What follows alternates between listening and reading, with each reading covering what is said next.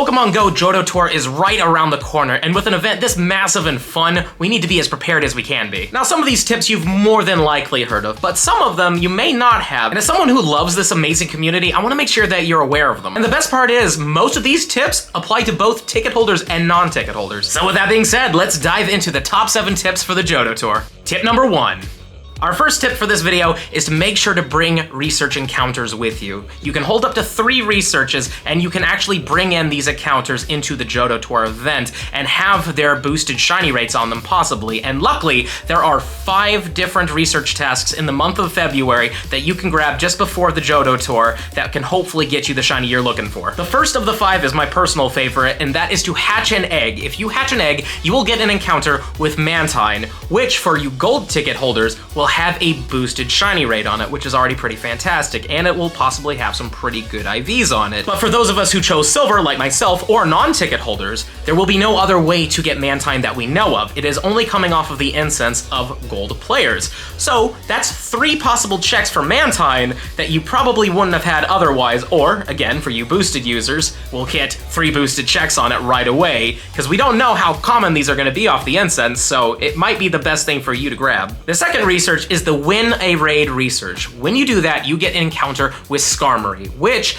is a silver exclusive Pokemon, which means you're getting boosted rates on it already, but this Pokemon has a pretty high shiny rate on it as it is, about a 1 in 50 to 1 in 75 shiny rate on it. So if you chose the gold ticket, you won't be seeing them ever, and if you don't have a ticket, you also won't be seeing them. But if you come in with these researches, you will have a pretty decent chance of getting a shiny, and you want this to have decently good IVs on it because in Ultra League, at level 50 at a 100% is really good for Ultra League. It's really good. So it's worth bringing these in if you really need a shiny Skarmory and you just aren't going to be able to see them, or if you just want to really capitalize on the Skarmories as it is. It's good to bring in an extra 3. Also, winning a raid is super easy. If you're a ticket holder, you get 9 free in-person passes to any raid, and also a bundle for 3 remote passes, which are free as well.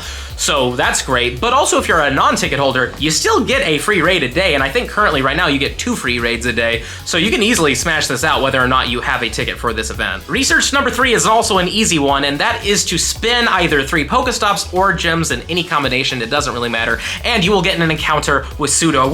And if you have the silver ticket, it has a boosted shiny rate on it. So if you really love Sudowoodo a lot and you want to get that shiny, this might be the one for you. It's super easy. Stops and gems are pretty much everywhere. You'll be able to smash it out no problem at all. And Sudowoodo really isn't really useful for much of anything besides being a collector piece. Some people use it in Great League, but for the most part, any IV combination on this will be fine. Research number 4 is to take a snapshot of a wild Pokemon, and this can give you 3 random encounters. First one being Murkrow, which isn't boosted by anything. It's gonna be a full odds. The second possibility is Hoppip, which is boosted by both the gold and the silver ticket if you bought a ticket. And then the third one is Yanma, which is boosted by the silver ticket. So if you really want one of those shinies, though you probably don't want the Community Day shiny, but there's a chance of getting a shiny Yanma, so it might be worth it to bring this one in. It's also super easy. There's going to be Pokemon everywhere for you to take a picture of, so if you really want that Yanma chance, maybe it's worth it to you. And the 5th and final research is to power up your Pokemon 5 times, and when you do that, you get an encounter with either Chikorita, Cyndaquil, or Totodile,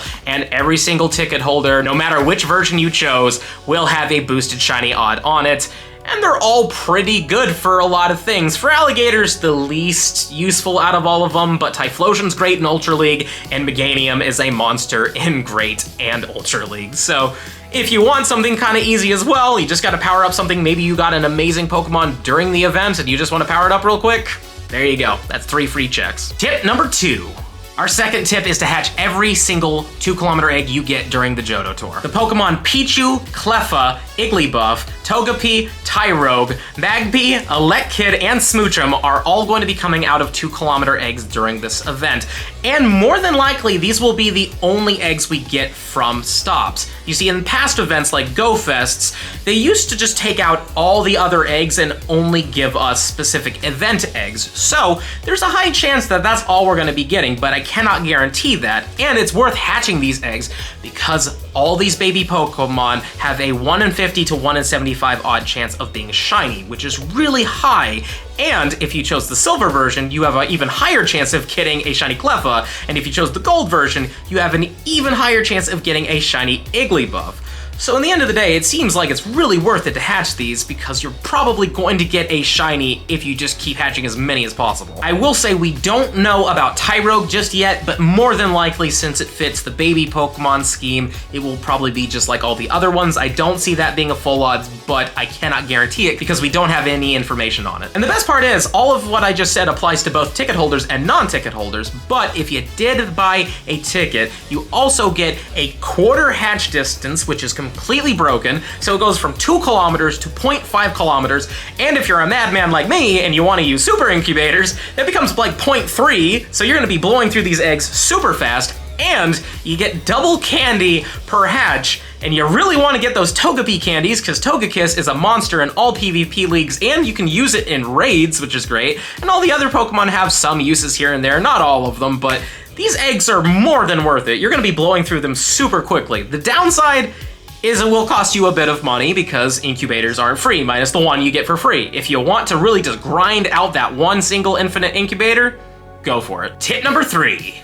Our third tip is to make sure that you take as many snapshots as possible to clear out all of your photobomb encounters because you will be getting photobomb encounters with Smeargle and it will be shiny during this time. And Smeargle has a pretty high shiny rate on it. I believe the last calculation I saw was it was about a 1 in 20 to 1 in 25 odd, which is about the same as a shiny legendary. So it's definitely worth doing, and Smeargle could have some possible uses in the future, but do make sure that you do all these snapshots during the event time, because if you don't do that, it will become shiny locked again afterwards. So this is your only time during this 12-hour window to get those pictures done with, and you might get yourself a really cool shiny that is actually kind of fun and might have some uses in the future. And these encounters are for both ticket holders and non-ticket holders, but if you are a ticket holder, you get more of these snapshots. But at this current moment, we don't know how many snapshots that is. Maybe it's 5 for non-ticket holders, maybe it's 10 for ticket holders, maybe it's a lot more, we don't know. Tip number 4.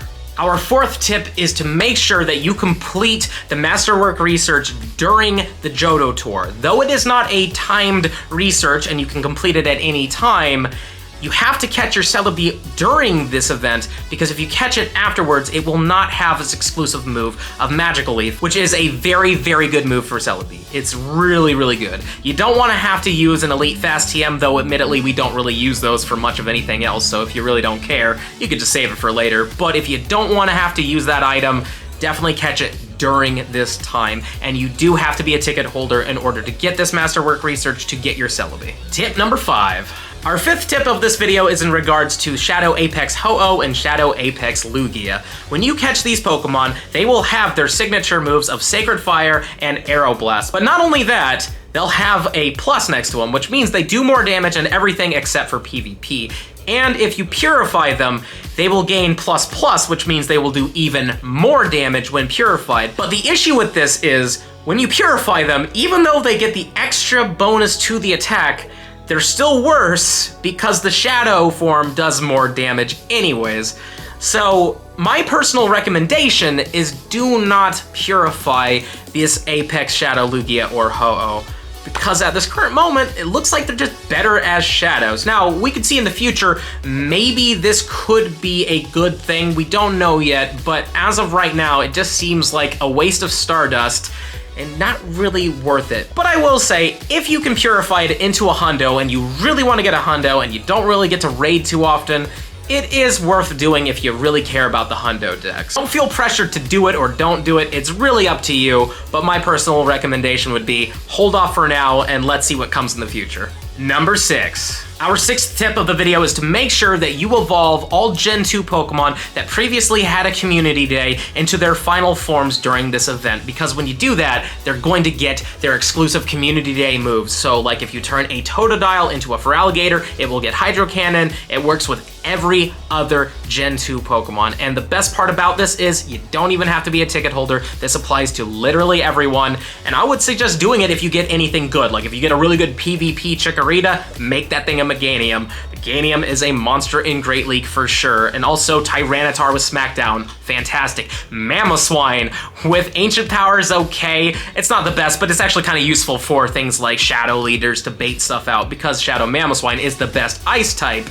It has its uses, so I would recommend you guys taking advantage of this for sure. Also, Espeon and Umbreon were Community Day Pokemon, and they will be getting Last Resort. They won't be getting the newer exclusive Community Day moves, they'll just be getting Last Resort, and you don't have to walk with them in order for them to evolve. They immediately will have the ability to do so. Just make sure that if you want an Espeon, evolve it during the daytime, you'll see a little sun icon or something that looks like it's daytime in the corner, or at nighttime you can get Umbreon, which will have a little moon icon more than likely. So yeah, if you want to get those, go for it. They're very useful, especially Umbreon. Umbreon is a monster in Ultra League and in Great League, and it's definitely worth doing. But this no walking requirement only lasts until 11 p.m. your local time, so if it's past 11 p.m., you're not going to be able to do it. Tip number 7. Our 7th and final tip of the video is a pretty obvious one, and it applies to both ticket holders and non-ticket holders, but that is that you get 6 special trades during the event period, and I highly recommend you take advantage of them because the odds of us being able to do this again outside of a Go Fest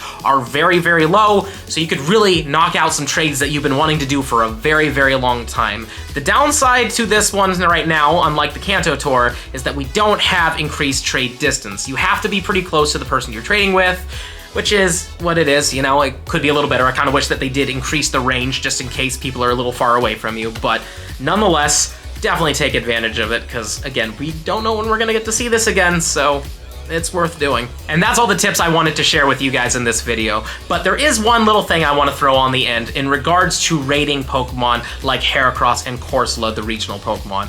I don't know if I would recommend really grinding them out unless you desperately want those shinies, only because I don't know what the shiny rate's gonna be like on these Pokemon. They could be about a 1 in 50, 1 in 75 odd, like a Mega Raid or like a Mawile or something like that, but they could also probably have a 1 in 125 to 1 in 200 range on them, which means they're harder to get, and I don't want you really wasting a lot of time on raids, unless that's all you need. If you've smashed everything out and you got everything, then go for it. Grind it out if you want to, but more than likely, I would just do the ones for the collection challenge, and maybe just hold off, but again, completely up to you. I know myself, I will be grinding Corsola a bit, but I don't really want it to take over the entire event, you know what I mean? Especially because during the Johto Tour, I grinded the Farfetch'd raids really hard, and I didn't get a single shiny. Though I did see other people get them, I didn't, and it felt like I kinda wasted a bit of time doing those raids, so it's really up to you,